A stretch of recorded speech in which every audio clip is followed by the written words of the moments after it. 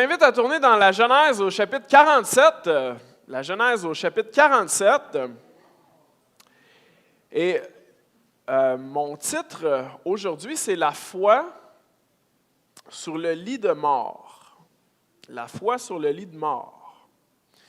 Parce que dans le texte d'aujourd'hui, Jacob, le patriarche Jacob, est sur son lit de mort. Et c'est une pièce dans laquelle nous allons tous entrer un jour, peu importe l'âge que nous avons aujourd'hui, peu importe si j'ai 15, 30, 45, 75 ans, on va y arriver un jour. On va y arriver avec notre bagage, avec nos regrets, puis aussi avec nos bobos. Et ça ressemble à quoi finir en beauté? Ça ressemble à quoi une foi exemplaire sur son lit de mort?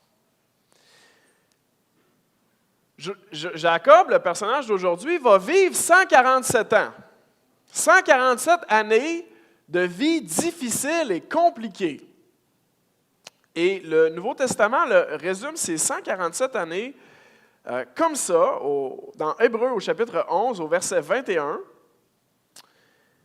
La seule chose qui est dite des 147 années de vie de Jacob, c'est par la foi que Jacob, en mourant, bénit chacun des fils de Joseph et qu'il adora, appuyé sur l'extrémité de son bâton. Je répète, Hébreux 11, 21, c'est par la foi que Jacob, alors qu'il était en train de mourir, bénit chacun des fils de Joseph et qu'il adora, appuyé sur l'extrémité de son bâton. Alors, on a parlé abondamment de Jacob, on a mis le point que ce n'était pas nécessairement un exemple de père, ce n'était pas un exemple d'intégrité dans sa vie, mais le Nouveau Testament nous dit qu'il est un exemple de foi sur son lit de mort. C'est vraiment un exemple saisissant de quelqu'un qui a vraiment mal commencé sa vie, mais qui, à la fin, l'a très bien fini. L'a fini par la foi. Ce qui est fait est fait, pour Jacob, pour nous. On ne peut pas changer le passé. La seule chose qu'on contrôle, c'est aujourd'hui. Alors, comment être fidèle aujourd'hui? Puis comment marcher par la foi si aujourd'hui, c'était mon dernier jour? Donc, on va regarder cette scène de lit de mort dans la Genèse, au chapitre 47. Vous êtes censés y être. Hein? Donc, Genèse 47, à partir du verset 28. Genèse 47 à partir du verset 28. Et dans les 3 premiers versets, ce que je veux souligner, c'est que la foi exemplaire, elle n'échappe pas aux difficultés de la vie, mais elle adore sur son lit de mort. Donc la foi exemplaire n'échappe pas aux difficultés de la vie, mais elle adore sur son lit de mort. Donc Genèse 47, verset 28. Jacob vécut 17 ans dans le pays d'Égypte. Et les jours des années de la vie de Jacob furent de 147 ans. Lorsqu'Israël, c'est le deuxième nom de Jacob, donc lorsqu'Israël approcha du moment de sa mort, il appela son fils Joseph et lui dit, « Si j'ai trouvé grâce à tes yeux, mets, je te prie, ta main sous ma cuisse, et use envers moi de bonté et de fidélité. Ne m'enterre pas en Égypte. Et quand je serai couché avec mes pères, tu me transporteras hors de l'Égypte, et tu m'enterreras dans leur sépulcre. » Et Joseph, qui est son fils, il répondit, « Je ferai selon ta parole. » Et Jacob dit, « Jure-le-moi. » Et Joseph le lui jura. Puis, Israël se prosterna sur le chevet de son lit. Alors, je vous invite à regarder l'homme qui est allongé sur son lit. Il a 147 ans, il regarde en arrière, et quand il décrit la vie qu'il a vécue, il a utilisé l'expression que ses jours ils ont été peu nombreux et mauvais. C'est ce qu'il vient de dire là, à Pharaon là, quelques versets auparavant. Donc pour lui, il pense à sa vie, et sa vie elle a été courte et comme difficile, mauvaise. Il a passé sa vie à lutter, à courir, à mentir aux autres. Et là, il est cloué sur son lit, ses forces l'abandonnent, ses yeux sont rendus presque aveugles. Il sent que la fin approche, alors il fait venir son 11e fils, Joseph. Il a eu une vie difficile et c'est une vie passée à attendre une promesse. Toute sa vie, il a été nomade. Il a passé sa vie à attendre ce que Dieu lui avait promis, c'est-à-dire, je vais te donner un pays, je vais te donner une descendance innombrable, puis en toi, toutes les nations, toutes les familles de la terre vont être bénies. Il a passé toute sa vie à attendre ça, sans avoir une demeure fixe. Et là, à la fin de sa vie, sur son lit de mort, il n'est pas dans la terre promise, il est en Égypte. Et il n'a pas devant lui un peuple nombreux, il a ses 12 fils et quelques petits-enfants. Donc, ce n'est pas encore une grande nation. À vue humaine, ça semble un échec. On pourrait s'attendre à ce que sur son lit de mort, il soit déçu, qu'il soit amer, que sa foi, face au choc de la réalité, se casse. Mais ce n'est pas le cas. Sa foi, elle n'est pas érodée par les difficultés, elle est épurée. Et ce qu'on voit dans ce genre d'échange un petit peu étrange, là, c'est une foi exemplaire. Là, je vous en donne l'essence. Si vous regardez le verset 29, il dit à son fils, « Si j'ai trouvé grâce à tes yeux, mets, je te prie, ta main sous ma cuisse. » Alors, un petit peu étrange, hein? Ça c'est une formule de serment. Donc, il lui fait mettre sa main sous sa cuisse. C'est comme une façon de le faire jurer. Hein? Je te fais mettre ta main dans le coin de mon intimité pour dire, c'est comme on pourrait dire que c'est un pacte de sang. C'est une formule comme ça.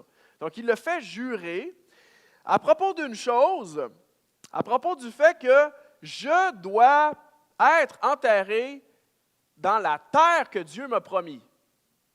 Pas ici en Égypte, qui n'est pas le lieu que Dieu m'a promis. Je veux être enterré dans la terre promise. Et il insiste autant là-dessus parce que Jacob croit Dieu sur parole. Même s'il meurt en Égypte, il sait que ses os appartiennent à la terre promise. On pourrait s'attendre à ce qu'ils disent, ben Dieu n'a pas livré la marchandise.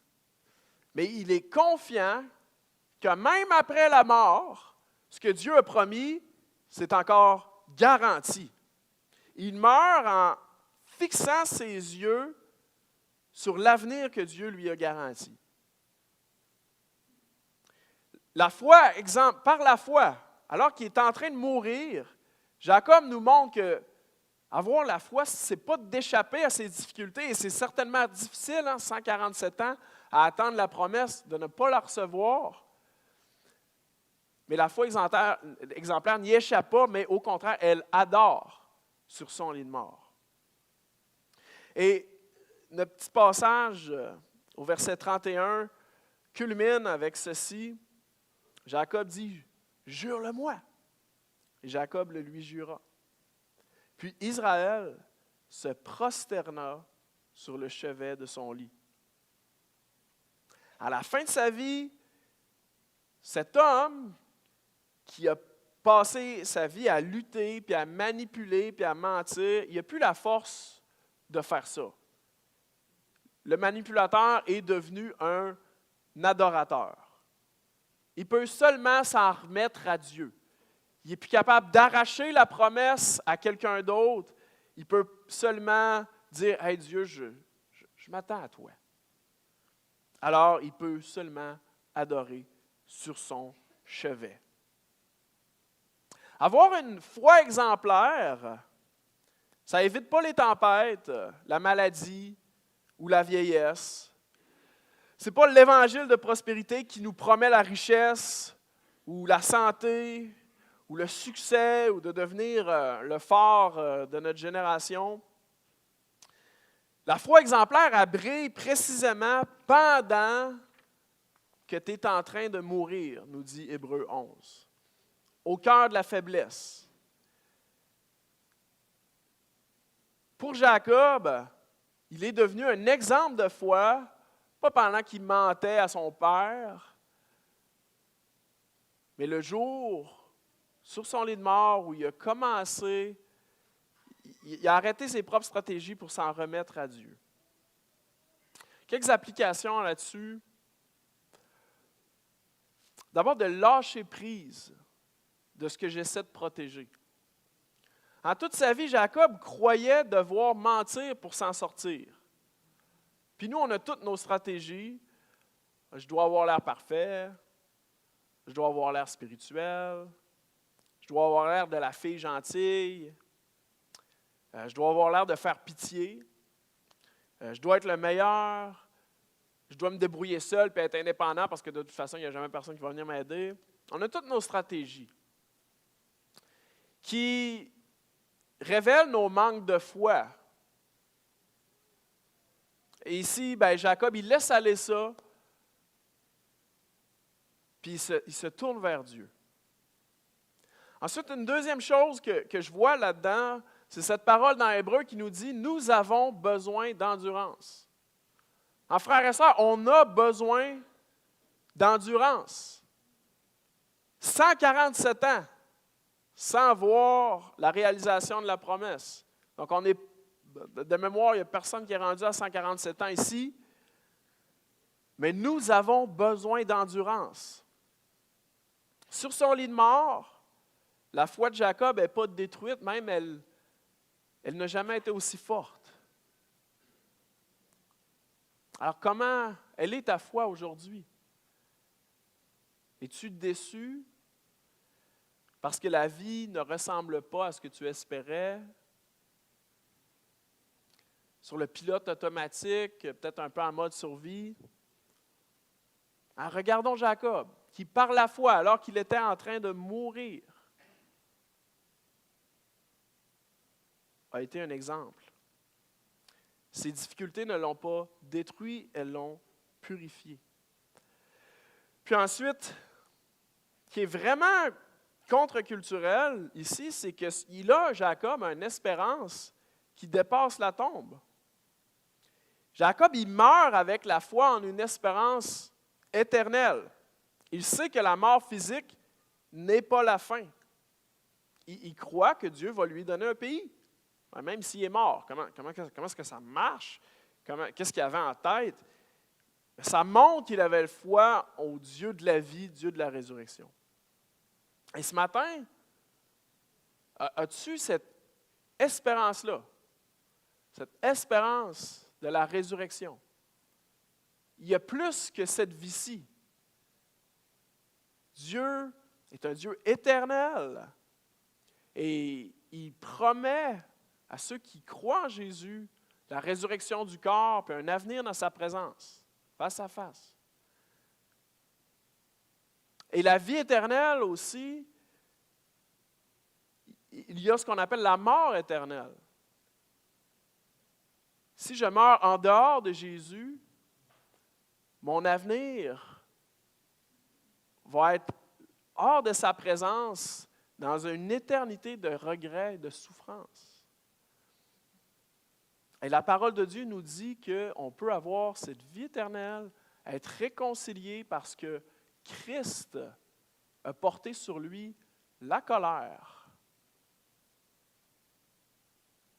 Et c'est ce qui peut nous garantir qu'on a un meilleur pays qui nous attend de l'autre côté de la résurrection.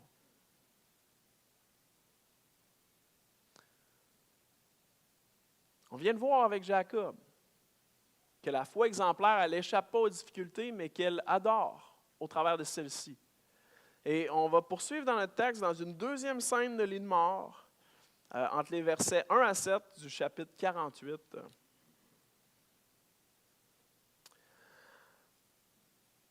Après ces choses, l'on vint dire à Joseph, « Voici ton père est malade. » Et il prit avec lui ses deux fils, Manassé et Éphraïm. Et on avertit Jacob et on lui dit, « Voici ton fils Joseph vient vers toi. » Et Israël rassembla ses forces et s'assit sur son lit. Et Jacob dit à Joseph, « Le Dieu Tout-Puissant m'est apparu à Luz, dans le pays de Canaan, et il m'a béni. Et il m'a dit, « Je te rendrai fécond, je te multiplierai, et je ferai de toi une multitude de peuples. Je donnerai ce pays à ta postérité, après toi, pour qu'elle le possède à toujours. Maintenant, les deux fils qui te sont nés aujourd'hui au pays d'Égypte, avant mon arrivée vers toi en Égypte, seront à moi. » Donc, il est en train de dire à son fils, « Je vais adopter tes deux enfants. Éphraïm et Manassé seront à moi, comme Ruben et Siméon. Mais les enfants que tu as engendrés après eux seront à toi et seront appelés du nom de leurs frères dans leur héritage. À mon retour de Padan, Rachel, qui était la mère de Joseph, Rachel mourut en route auprès de moi dans le pays de Canaan, à quelque distance d'Ephrata. Et c'est là que je l'ai enterré sur le chemin d'Ephrata qui est à Bethléem. Ce que je veux souligner dans ces 7 versets-là, c'est que sur son lit de mort, il va transmettre une foi qui est réelle, dans les hauts et les bas. Quelques remarques pêle-mêle, on va essayer de les regrouper comme ça. Que Jacob, sur son lit de mort, il transmet une foi qui est réelle, avec ses hauts et ses bas. Donc, vous avez entendu, hein, il raconte sa vie de foi à Joseph. Il la raconte telle qu'elle est, avec les grandes joies, la promesse que Dieu lui a faite, puis aussi avec le deuil de la perte de sa femme, la plus grosse blessure de sa vie. Entre les versets 3 et 4, on voit une foi qui proclame les hauts. Hein, Jacob, il commence en rappelant la fidélité de Dieu. Si vous regardez le verset 3, Jacob dit à Joseph, « Le Dieu Tout-Puissant m'est apparu à Luz. » Rappelez-vous le contexte. Dieu s'était révélé à Jacob alors que son frère voulait le tuer, hein, parce qu'il avait fait de quoi qui méritait à peu près ça. Il avait menti à son frère, à son père en se déguisant, lui avait volé quelque chose. Il avait volé son droit d'aînesse, puis après ça, sa bénédiction. Et là, Jacob, il est loin de sa famille, il est rendu à dormir sur une roche, et Dieu se révèle à lui. Et Dieu lui avait promis sa présence, je vais te protéger. Il lui avait promis une terre, une descendance, puis une grande bénédiction. Et ce qu'on voit ici, c'est que sur son lit de mort, Jacob raconte une foi qui est réelle, il est capable de se souvenir des hauts de la foi. Et ça, c'était sa fondation qui laisse à Joseph, à Manassé, à Éphraïm, comment Dieu a été fidèle même quand il était dans le fond du baril. Ensuite, il lègue une foi qui prend des décisions difficiles. Si vous regardez le verset 5 et 6, il va prendre une décision difficile, une décision qu'il aurait dû prendre des décennies avant, mais là, avant qu'il soit trop tard, il sort de sa passivité. Si vous regardez le verset 5, on va le relire. Là. Maintenant, les deux fils qui te sont nés au pays d'Égypte avant mon arrivée vers toi en Égypte seront à moi. Éphraïm et Manassé seront à moi comme Ruben et Siméon. Ruben et Siméon qui étaient les deux premiers enfants de Jacob. Et ce qu'il est en train de dire, au fond, c'est que je les prends dans ma famille. Je les prends sur... de tous les enfants qui vont avoir un héritage, ben eux aussi vont en recevoir un, même si ce n'est pas mes enfants à moi, hein, c'est mes petits-enfants. Et à l'époque, l'aîné de la famille recevait 2 portions d'héritage. Donc, disons, si j'ai 10 enfants, ben, l'héritage ne sera pas divisé en 10, elle sera divisée en 11. Et l'enfant numéro 1 va en recevoir 2 portions. Vous me suivez? Donc, c'est ce qu'on appelle le droit d'aînesse. Le Deutéronome en parle au chapitre 21. Et l'attente, c'était que cet enfant-là s'occupe de ses parents vieillissants. Normalement, ce droit d'aînesse-là, de recevoir la double part d'héritage, ça devait revenir à Ruben, le premier-né. Souvenez-vous de Ruben et de son comportement dans la famille. Il avait eu des relations sexuelles avec sa belle-mère. Sa belle-mère. OK? Et comment Jacob avait réagi à ce moment-là? Il avait été passif. Il n'avait seulement rien fait. Ensuite, le deuxième, Siméon, lui, il a comme été impliqué dans la destruction d'un village en entier. Donc, le deuxième n'était pas plus méritant du droit d'aînesse. Donc, ça fait que, oui, Jacob aurait dû intervenir dans sa famille il y a des décennies, mais il ne l'a pas fait. Il a fait l'autruche. Et là, aujourd'hui, sur son lit de mort, par la foi, il cesse d'être passif et il prend une décision qui est difficile. Il va prendre le droit d'aînesse qui revient au premier-né et il va le transférer à Joseph, le 11e fils. Et comment est-ce qu'il s'y prend? Il adopte les 2 fils de Joseph de façon à ce que Joseph, finalement, obtienne 2 parts d'héritage au travers de ses fils. Ça, si vous dites aussi que tu as tiré ça là-dedans, ça vient d'un Chronique 5, versets 1 à 2. Pour nous, c'est la chose difficile qu'il aurait dû faire il y a bien longtemps. C'est un peu comme planter un pommier. Le meilleur moment pour le faire, planter ton pommier, c'est v'là 20 ans. Puis, le deuxième meilleur moment, c'est aujourd'hui. Donc, v'là 20 ans, ça n'existe plus. Le seul moment que j'ai, c'est aujourd'hui. Et Jacob, par la foi, il met de l'ordre dans ses affaires avant de mourir. La foi qu'il transmet, alors qu'il est en train de mourir, c'est celle qui proclame les hauts, c'est celle qui est capable de prendre une décision difficile.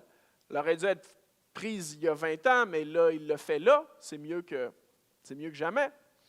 Et troisièmement, c'est aussi une foi qui est capable de nommer les bas. Quand même une scène émouvante, tu vois, ce vieil homme, et là, il voit Joseph, puis ça lui rappelle Rachel. Ça lui rappelle sa femme qu'il aimait, puis qui est morte en donnant naissance à Benjamin, son plus jeune, dans un voyage difficile. Puis là, il voit son fils, tu ressembles donc bien à ta mère. Puis là, un peu du milieu de nulle part, il se met à parler de cette femme qu'il aimait et qui est décédée. À mon retour de Padan, Rachel mourut en route auprès de moi dans le pays de Canaan, à quelques distances d'Éphrata. C'est là que je l'ai enterré, sur le chemin d'Éphrata, qui est à Bethléem. Fait qu'au milieu des promesses, au milieu des hauts, il y a ce deuil-là qui porte sa blessure la plus profonde. Et il ne cache pas sa douleur derrière un beau discours biblique. Il montre qu'on peut avoir une foi qui est exemplaire, même avec un cœur qui porte un gros deuil. Ce qu'on voit dans cette scène-là, c'est que Jacob transmet une foi réelle, qui dit les hauts, qui nomme les bas, puis qui prend action, même quand c'est difficile, même quand ça fait 20 ans que ça ne me tentait pas d'adresser ce que je devais adresser. On a parlé de Jacob comme un exemple de foi. Pas parce qu'il échappe aux difficultés, mais parce qu'il l'adore sur son lit de mort, qui transmet une foi qui est réelle. Et on va voir maintenant, entre les versets 8 à 22, une autre scène de lit de mort, où ce que là, il va transmettre à ses enfants l'intégrité et non pas le schéma de la famille. Le schéma de la famille de Jacob, c'était quoi? C'était de mentir. C'était de mentir pour s'en sortir. Donc là, à la fin, est-ce qu'il va continuer ça? Comme Isaac, sur son lit de mort, il était pas mal dans la rébellion. Hein? Il a béni la personne que Dieu ne voulait pas qu'il soit béni. Lui, dans sa tête, il bénissait Ésaü. Donc Isaac, à ce moment-là, il était dans la manipulation, il était dans le mensonge. Est-ce que Jacob va faire la même affaire? Ou est-ce qu'à la fin, il va transmettre l'intégrité? Verset 8. Israël regardait les fils de Joseph et dit, « Qui sont ceux-ci? » C'est un petit peu comique, hein? C'est ses petits-enfants. Il a 147 ans, ça fait plusieurs années, ça fait 14 ans qu'il habite en Égypte. Donc, il sait c'est qui, là. Il les a déjà vus, là. Mais il est rendu très vieux et il ne les reconnaît plus. Donc, c'est de l'homme fort qu'il était, rusé, il est très diminué. Bien, c'est pas comique, pardon, c'est triste, c'est profondément triste. Joseph répondit à son père, « Ce sont mes fils que Dieu m'a donnés ici. » Et Israël dit, « Fais-les, je te prie, approcher de moi, pour que je les bénisse. » Et les yeux d'Israël étaient appesantis par la vieillesse, il ne pouvait plus voir. Joseph les fit approcher de lui, et Israël leur donna un baiser, les embrassa. Israël dit à Joseph, « Je ne pensais pas revoir ton visage, et voici que Dieu me fait voir même ta postérité. » Et Joseph les retira des genoux de son père, et se prosterna à terre devant lui. Puis Joseph les prit tous deux, Éphraïm de sa main droite, à la gauche d'Israël, et Manassé de sa main gauche, à la droite d'Israël, et les fit approcher de lui. Pour comprendre la scène, là, dans le monde biblique, là, la droite, ça pour vous c'est la gauche, là, mais pour moi c'est à droite, c'est le symbole, c'est la première place. Donc si tu es à ma droite, c'est la première place, puis si tu es à la gauche, bien, c'est la deuxième place.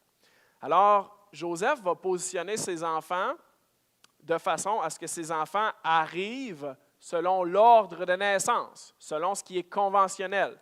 Donc, le plus vieux, c'était Manassé, donc il fallait qu'il soit à la droite de Jacob, et le plus jeune, Éphraïm, devait être à la gauche de Jacob pour recevoir la bénédiction du patriarche. On reprend au verset 14. Israël étendit sa main droite et la posa sur la tête d'Éphraïm, qui était le plus jeune. Et il posa sa main gauche sur la tête de Manassé. Et ce fut avec intention qu'il posa ses mains ainsi, car Manassé était le premier-né. Et il bénit Joseph et dit, « Que le Dieu en présence duquel ont marché mes pères, Abraham et Isaac, que le Dieu qui m'a conduit depuis que j'existe jusqu'à ce jour, que l'ange qui m'a délivré de tout mal, bénisse ses enfants, qu'ils soient appelés de mon nom et du nom de mes pères, Abraham et Isaac, et qu'ils multiplient en abondance au milieu du pays. » Donc là, vous voyez la scène, il y a les mains croisées comme ça, dans le mauvais ordre, selon les conventions. Et là, on voit la réaction de Joseph. Verset 17, « Joseph vit avec déplaisir que son père posait sa main droite sur la tête d'Éphraïm, et il saisit la main de son père pour la détourner de dessus la tête d'Éphraïm et la diriger sur celle de Manassé. » Il y a une espèce de lutte là, qui se passe. Et verset 18, « Joseph dit à son père, « Pas ainsi, mon père, car celui-ci est le premier-né. Pose ta main droite sur sa tête. » Et son père refusa et dit, « Je le sais, mon fils. Je le sais. Lui aussi deviendra un peuple. Lui aussi sera grand. Mais son frère cadet sera plus grand que lui.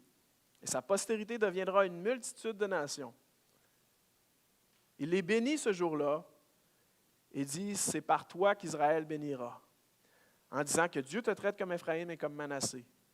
Et il mit Éphraïm avant Manassé.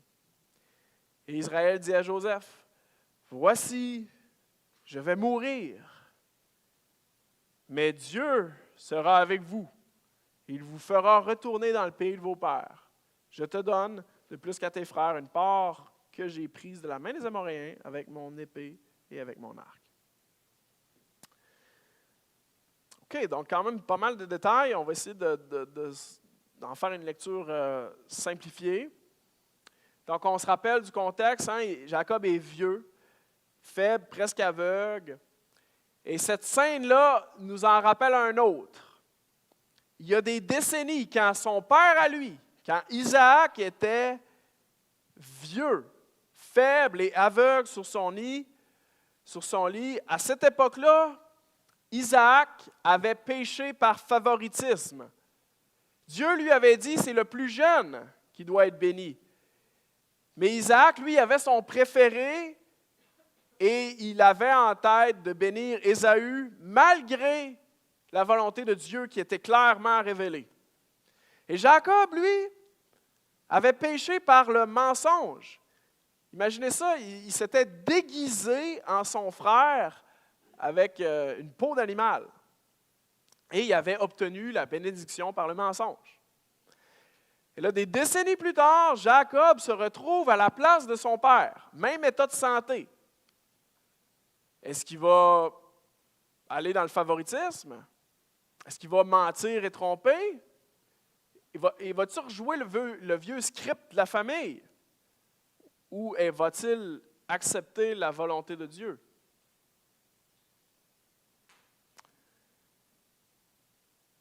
Autant pour Isaac que pour Jacob, la volonté de Dieu était que la bénédiction aille vers le plus jeune. C'était ce que Dieu avait dit dans Genèse 25 au verset 23. Et ça souligne pour nous que Dieu choisit selon sa grâce. Il ne choisit pas selon le mérite. Il ne choisit pas selon les conventions. Ça doit être comme ça parce que c'est le plus jeune ou c'est le plus vieux.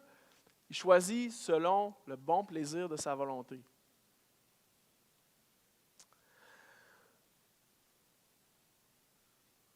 Alors Jacob, à la fin de sa vie, il fait le choix de l'intégrité. Joseph, lui, il veut s'en tenir aux conventions, même si c'est un petit peu spécial parce que Joseph, lui, il a été gagnant de ça. Hein? Il a été le préféré de sa vie. Il a été le préféré de ses parents. Il en a profité, mais là, il faut s'en tenir aux conventions. Donc, c'est un petit peu particulier. Mais là, Jacob, à la fin de sa vie, il croise délibérément les bras. Il met sa droite sur la tête du plus jeune, sa gauche sur l'aîné. Il est pleinement conscient de ce qu'il fait. Et pour nous, ce qui est saillant, c'est qu'il laisse de côté le schéma de la famille pour obéir à Dieu. Joseph, il voit ça, il panique un petit peu. Il essaie de lui faire décroiser les mains. Et peut-être une des choses les plus profondes que Jacob dit de sa vie, c'est « Je sais, mon fils, je le sais ». On voit le changement. Dans le passé, Jacob avait pris la bénédiction de son père par le mensonge. Aujourd'hui, Jacob, il ne ment plus. Il agit avec transparence, avec intégrité. Il arrête la manipulation et la tromperie. Il transmet une foi qui est intègre. Et ça, c'est la leçon que ça lui a pris toute une vie à apprendre. La leçon d'une vie. Et qu'est-ce qui fait que Jacob, à la fin de 147 ans, change? Parce que toute sa vie, il a récolté les fruits pourris de son mensonge. Sa tromperie a détruit sa relation avec son frère, ça l'a conduit en exil. Son beau-père Laban, qui était un meilleur menteur que lui, l'a gardé pendant 20 ans. Puis pire, ses fils lui ont fait croire pendant 25 ans que son fils, son préféré, était mort. Allongé sur son lit, il réalise que le schéma familial produit la mort. Il réalise que cette habitude familiale-là, hein, c'est comme ça chez c'est comme ça dans la famille de Jacob, ben, ce n'est pas juste une habitude familiale qui est attachante. Là. C'est un péché destructeur. Et par la foi, il décide de le laisser aller. Ça nous amène à notre dernière application pour aujourd'hui, le choix d'aujourd'hui. Frères et sœurs, il y a des leçons qui prennent 147 ans, toute une vie à apprendre. Lui, Jacob, il a eu besoin de donc 147 ans pour réaliser que c'était un problème de mentir. Et est-ce qu'on doit attendre sur notre lit de mort pour ça? Je vous invite à un petit moment d'intériorité. Si vous voulez fermer vos yeux, je vous invite à le faire. Si vous voulez les garder ouverts, c'est un pays libre. Laissez l'Esprit Saint vous sonder. Dans quel domaine de votre vie de foi l'Esprit vous invite-t-il à laisser aller une habitude familiale? Comme dans notre histoire, ça peut être le favoritisme envers un enfant qui peut créer une rivalité. Ça pourrait être la dureté ou l'insensibilité. Dans notre famille, on ne pleure pas. Ça pourrait être une dépendance qui se transmet par enfant. Ça pourrait être les secrets et les non-dits qu'il y a dans notre famille. On porte quelque chose et on ne doit pas en parler. Le besoin de sauver les apparences. Ça pourrait être de ne jamais prendre ses responsabilités et de ne jamais reconnaître ses torts. En particulier s'il y a eu des choses dommageables. Ça peut être l'habitude de garder rancune, de ne jamais pardonner. Ça peut être l'habitude de tenir des paroles de jugement qui sont très dures envers les autres. Ça peut être le racisme. Ça peut être de valoriser une idole. Dans bien des familles, il peut y avoir trop d'importance sur le poids, sur le sport, faire de l'argent, le travail, la performance.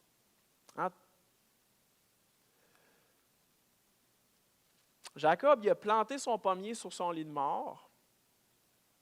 Pour nous, le deuxième meilleur moment, c'est ce matin.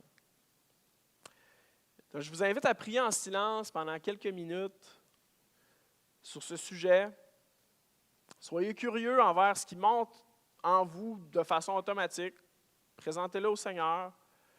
Puis, dans 2 minutes, je vais terminer notre temps ce matin en priant.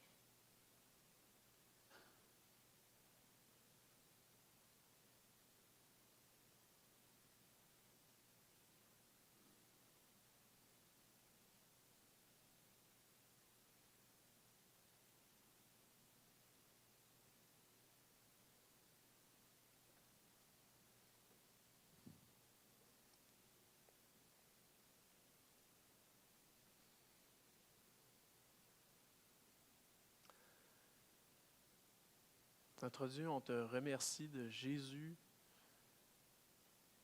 notre Seigneur, notre Sauveur. Merci du pardon qu'il y a à la croix. On te présente ces choses qui sont remontées dans nos cœurs. On te les remet. Guide-nous dans l'intégrité, la repentance et de faire le pas qu'on peut faire aujourd'hui pour aller à la ressemblance de Jésus. Je te remets chacun de nous, Donne-nous aujourd'hui la grâce dont nous avons besoin, parce que nous avons besoin d'endurance. Et Seigneur, je te remets tous ceux et celles qui ont des proches qui sont malades. Je te remets en particulier aussi Mona. Que tu bénisses, Seigneur, toute cette famille et ces moments qui leur restent ensemble. C'est dans le nom de Jésus que je prie. Amen. Merci de votre attention. Bonne semaine à tous.